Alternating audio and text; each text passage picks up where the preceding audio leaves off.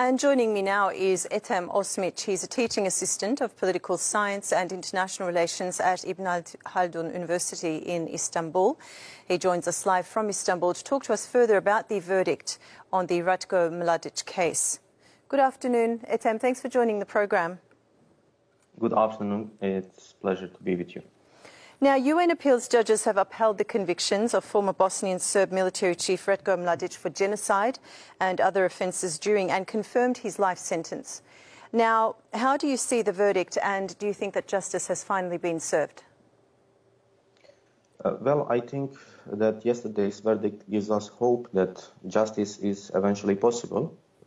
Yes, of course, it has been 25 years since war, but we came to this point after a very long struggle.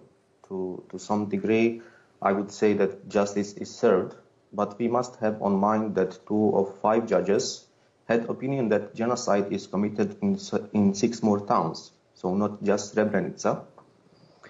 But unfortunately, prosecutors could not prove all this, as Serge Bramers, the chief prosecutor, said. So Mladic is guilty for ethnic cleansing and acts against humanity in 15 municipalities, and wrought siege and terror over the citizens of Sarajevo. But his legacy continues to live.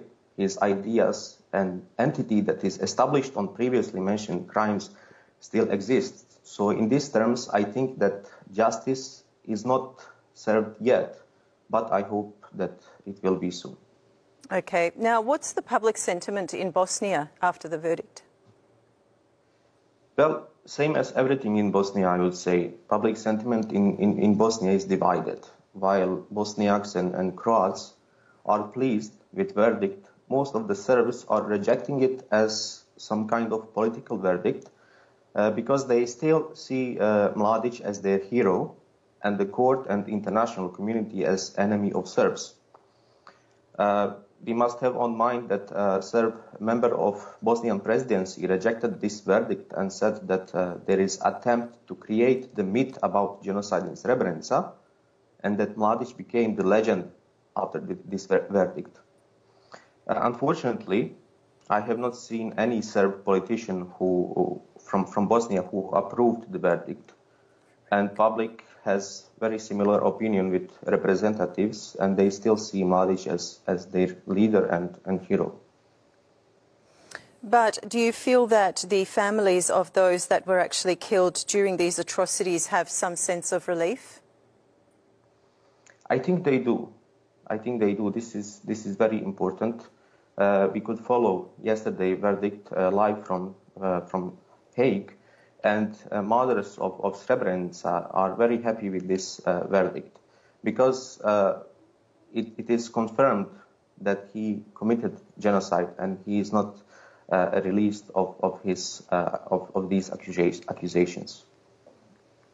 Okay, now just finally, what has been the international reaction to the judgment? Do we have any information there? Yes, international reactions are numerous. We can start with General Secretary of UN, Guterres. He said that his thoughts are with families of victims. He said that denial of genocide must stop and that taking responsibility is key for reconciliation in Balkans.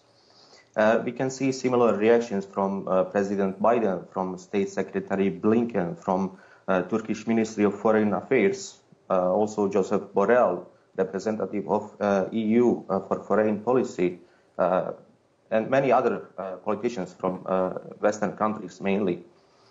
Also similar reactions are from almost all embassies in Bosnia and Herzegovina. But I would say that it is certain that the world stands with Bosnia, with the victims of genocide and their families.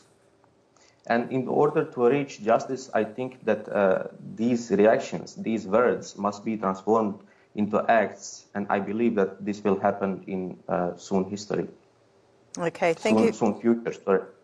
Okay, thank you very much for joining us, Ethem. I appreciate your time.